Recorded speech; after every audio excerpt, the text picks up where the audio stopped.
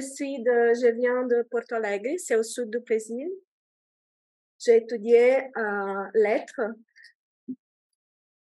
dans les années 80. J'ai commencé 97. Et après, je suis émigrée en Italie. Et j'ai étudié à l'Université de Pérouse, où je vis toujours, parce que j'avais connu mon ex-mari. Et donc, je me suis mariée, j'ai une fille, elle a presque 17 ans. Donc, j'ai fait plusieurs choses dans les années. Et après, quand j'avais 34 ans, j'ai décidé de recommencer à étudier. J'ai étudié psychologie à l'Université de Pérouse. Et maintenant, je suis en train de finir, j'ai presque fini un doctorat à l'Université de Siena. Et mon co-superviseur, co-directeur de ma recherche est Vivek Venkatesh de Concordia University. Parce que mon case study, j'étudie la prévention de la radicalisation et de l'extrémisme violent. Et mon case study à propos de la UNESCO Chair qu'il y a ici au Québec, dans ces fields-là. Pardon, il y a plusieurs années que je ne parle pas le français. Donc, je prends 2 minutes de mon temps pour vous parler un peu de l'Amazonie, je ne sais pas. Parce que je suis ici depuis 15 jours et je suis venue ici à l'Université de Montréal il y a une semaine, je crois, pour la présentation d'Esther Duflo, Nobel Prize d'économie. Elle est française, je crois. Et j'ai posé une question en français parce qu'elle parlait de climat aussi. Et elle n'a rien dit de Brésil, à propos du Brésil. Et donc, j'ai posé une question, j'ai dit, pardon, moi, je suis brésilienne. Elle avait parlé de Pérou et de l'Afrique. Et je dis, j'aime bien être optimiste, mais pour moi, c'est difficile d'être optimiste dans ces dernières années. Et je dis, vous avez rien dit à propos de l'Amazon. Et elle m'a répondu, elle a dit, non, je comprends que c'est difficile d'être optimiste, mais moi, j'essaye de unpack les problèmes et donc, dans ma vie, j'ai plein chez moi des arbres.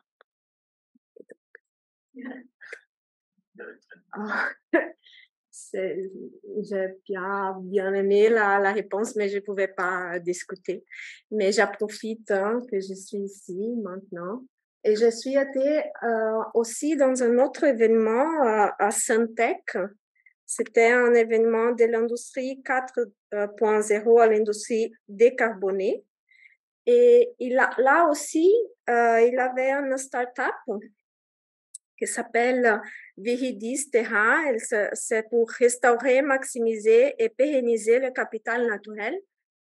Et là aussi, ils ont parlé du projet au Sud-Amérique, en Afrique, mais rien dit à propos du Brésil. Et là aussi, moi, je suis brésilienne. Vous avez rien dit à propos de l'Amazon? Et de nouveau, je n'ai pas eu une réponse. Donc, j'ai utilisé quelques minutes pour vous dire, vous pouvez me demander, mais qu'est-ce qu'on peut faire? Informez-vous, partagez des choses parce que la situation est terrible. L'Amazonie a été terriblement détruite dans les dernières années. Il y a un génocide. Il y a eu un génocide des peuples indigènes. Donc, c'est tragique. Hein? Donc, bon. Maintenant, je vais commencer ma présentation. Je vais vous parler à propos de Paulo Freire.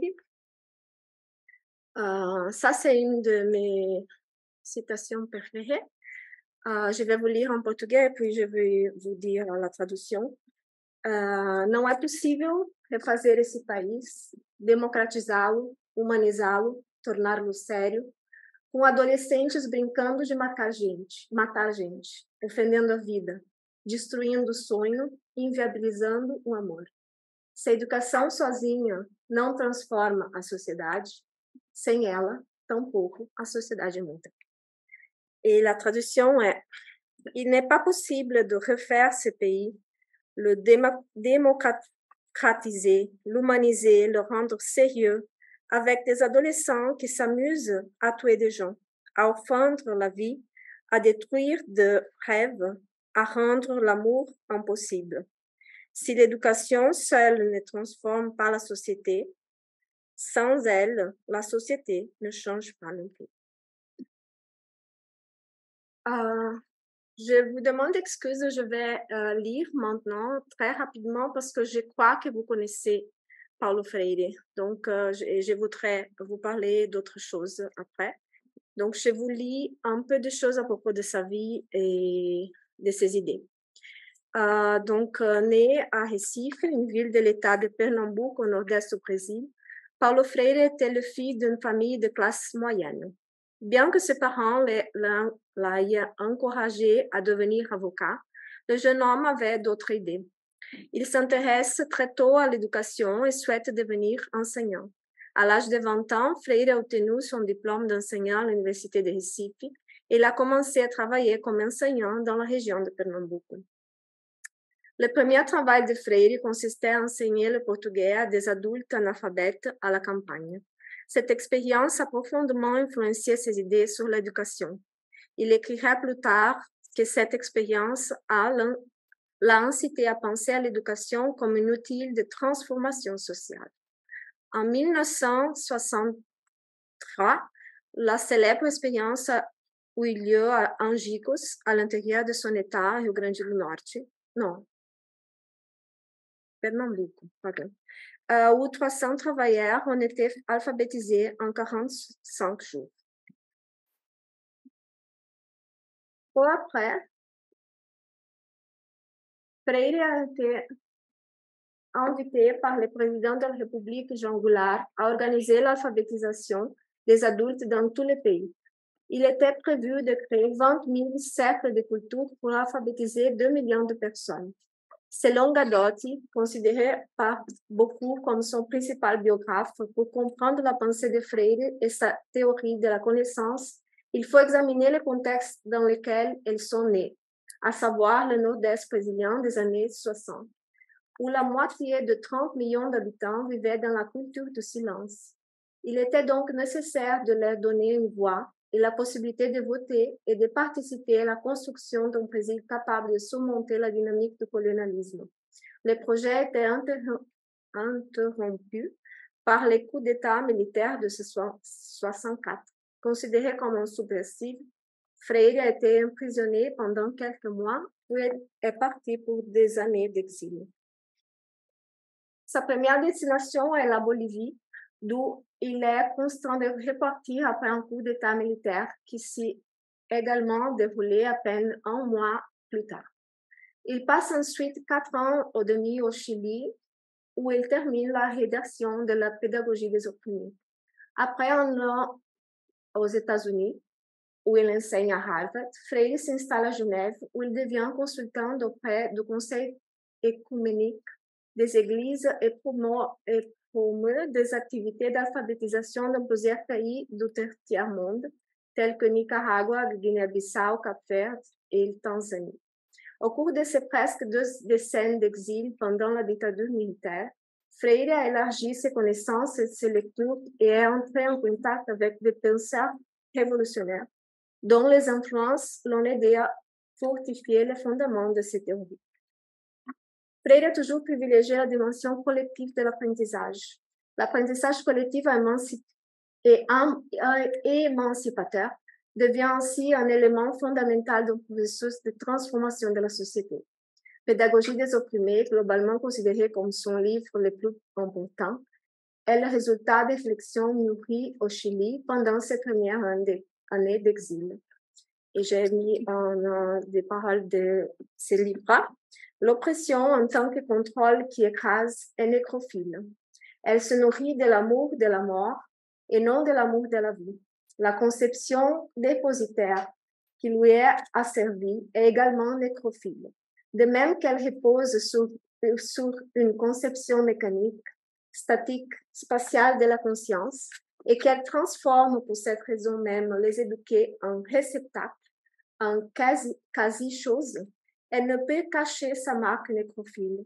Elle ne laisse pas toucher par l'intention de libérer la pensée par l'action des hommes, unis dans la tâche commune de refaire le monde et de rendre toujours plus humain. En 1980, Freire retourne au Brésil en poursuite de son travail d'éducateur et d'activiste social. Il a joué un rôle important dans la transition du pays vers la démocratie et a contribué à la création du Parti des travailleurs, qui allait devenir l'un des partis politiques les plus importants du Brésil. Il est mort en 1997, mais son héritage continue à vivre. Ses idées sur l'éducation et sur l'alphabétisation ont eu une influence non seulement au Brésil, mais dans le monde entier. Il est considéré comme l'un des plus importants penseurs dans le domaine de l'éducation, et ses idées continuent d'inspirer les éducateurs et les militants du monde entier. Donc, on arrive à aujourd'hui. L'application des principes freiriens en programme pédagogique conduit à parler d'émancipation, de transformation respective et de renforcement du développement de la pensée critique et réflexive pour promouvoir l'inclusion sociale. Il serait important de construire un pont entre la communauté, les politiques et les partenaires de recherche qui renforcent la résilience de la communauté et le dialogue pluraliste pour lutter contre la discrimination. Scholl, dans l'introduction de pédagogie d'opprimés, souligne la pertinence de la pédagogie d'opprimés dans les contextes nord-américains, en particulier pour les luttes des Noirs, des migrants latinos et des jeunes. Aussi au danger imminent de la société technologique transformant les gens en objets, programmant tout le monde pour se conformer à la logique du système. La culture du silence a traversé les frontières géographiques et idéologiques et il n'existe pas de processus éducatif neutre. Soit l'éducation fonctionne comme un instrument utilisé pour faciliter l'intégration de la jeune génération dans la logique du système actuel et l'amener à s'y conformer, soit elle devient la pratique de la liberté, les moyens par lesquels les hommes et les femmes abordent la réalité de manière critique et créative et découvrent comment participer à la transformation de leur monde. Donc, malheureusement, mon professeur Vivek Venkatesh n'est pas, il devait venir, hein, mais il a eu un problème de dernière minute. Je vous présente très rapidement, parce que j'ai seulement 5 minutes, Project Someone. Il était créé en 2014. Un exemple sur la façon dont les principes freiriens peuvent être appliqués à la prévention de la radicalisation et de l'extrémisme violent. Donc, un consortium international qui vise à renforcer la résilience des communautés pour contrer la discrimination. Et la mission est sensibiliser et créer les espaces de dialogue pluralistes et lutte contre la discrimination et la cyberhaine. Les ressources multimédia, installations artistiques, formations et programmes visent à prévenir le discours haineux et à renforcer la résilience face à la radicalisation qui mène à l'extrémisme violent. Donc, j'ai mis, il y a Project Someone, sont plusieurs projets ensemble. J'ai mis, mais j'ai seulement 4 minutes maintenant, je crois. Donc, je vais seulement vous dire très rapidement. Donc, un des projets, c'est de la haine à l'espoir. Donc, l'autre, c'est pédagogie sociale innovante. L'année dernière, j'étais ici pendant 3 mois et j'ai participé à des activités de ce projet-là. C'est conduit ensemble à Chicoutimi et Edmonton. Donc, ils ont fait aussi des entretiens avec des anciens extrémistes. C'est très intéressant si vous allez dans le web, site web Projet Samoa, vous pouvez le garder, ces entretiens, ce sont très, très intéressants. Paysage de la haine et Paysage de l'espoir sont des projets que Vivek Venkatesh a fait et continue à faire avec... il utilise la musique, les images, la lumière pour provoquer un peu le public et parler et faire parler après à propos de la haine et de ce sujet-là. Profilage, c'est un projet à propos de profiling, ici, toujours à Montréal. Je vais directement à les réflexions finales. Donc, les programmes pédagogiques de Freire est conçu pour amener le sujet à travers une pratique éducative basée sur les problèmes qui humanisent et responsabilisent les partenaires dans la pratique pédagogique de se réimaginer comme des co-créateurs libres du monde qui les entoure. L'importance de l'éducation en tant qu'outil de libération. Donc, l'éducation, pas seulement pour transmettre des connaissances et des compétences, mais aussi pour aider les individus à remettre en question les structures et les systèmes sociaux oppressifs. Ils soutiennent aussi que les modèles éducatifs traditionnels perpétuent souvent les inégalités et renforcent les hiérarchies sociales.